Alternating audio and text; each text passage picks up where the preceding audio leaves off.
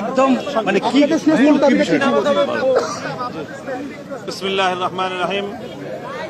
আজকে মাননীয় প্রধান উপদেষ্টার ডাকে আমরা এখানে সকল রাজনৈতিক দলগুলো নেতৃবৃন্দ সমবেত হয়েছিলাম। এটি বাংলাদেশের ইতিহাসের একটি নজিরবিহীন ঘটনা। এই জন্য আমরা সর্বপ্রথম প্রধান উপদেষ্টা মহোদয়কে আমরা ধন্যবাদ জানিয়েছি। সেই সাথে আমরা সর্বপ্রথম আজকে যে বিষয়ে সকল রাজনৈতিক দলের নেতৃবৃন্দ একমত হয়েছে যে ভারত এবং ভারতের যে বাংলাদেশ নীতি, ভারতের বিভিন্ন রাজ্যে বাংলাদেশের উপ হাই কমিশন সহ বাংলাদেশের জাতীয় পতাকার বিরুদ্ধে যে অবমাননামূলক আচরণ করা হয়েছে, অগ্নিসংযোগ করা হয়েছে এবং ভারতীয় মিডিয়া এবং ভারতীয় রাষ্ট্রের বিভিন্ন দায়িত্বশীলদের পক্ষ থেকে বাংলাদেশ বিষয়ে যে বক্তব্যগুলো এসেছে তার তীব্র সমালোচনা এবং নিন্দা জ্ঞাপন করা হয়েছে।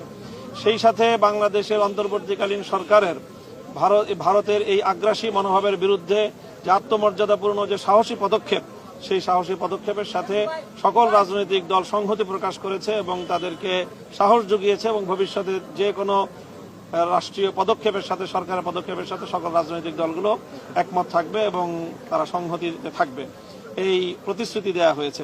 সেই সাথে আন্তর্জাতিক গণমাধ্যমে ভারতের এই যে অপপ্রচার, সেই অপপ্রচারের বিরুদ্ধে বাংলাদেশের অবস্থান তুলে ধরার জন্য বাংলাদেশের স্থানীয় জাতীয় গণমাধ্যম এবং আন্তর্জাতিক গণমাধ্যমে রাষ্ট্রকে, সরকারকে যথাযথ ভূমিকা পালন করার জন্য এবং নিজেদের অবস্থান এবং বাংলাদেশের যে অবস্থান সেটা ব্যাখ্যা করার জন্য আহ্বান জানানো হয়েছে এবং অনুরোধ জানানো হয়েছে।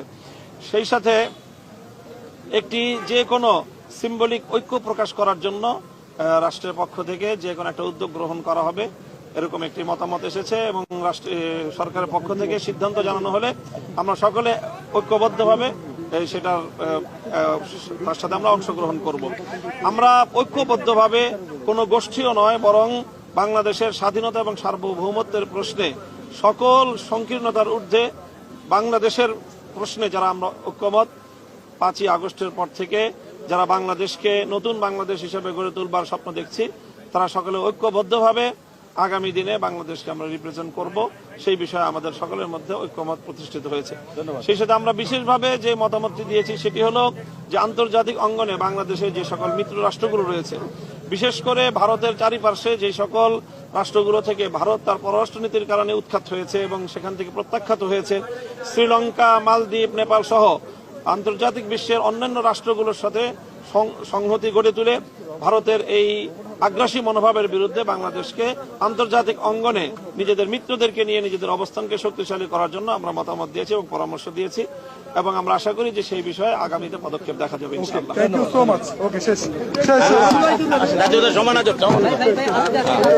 ওই ভাই আমি তো বলবো, আমি বলবো একই রকম কথা বলছে।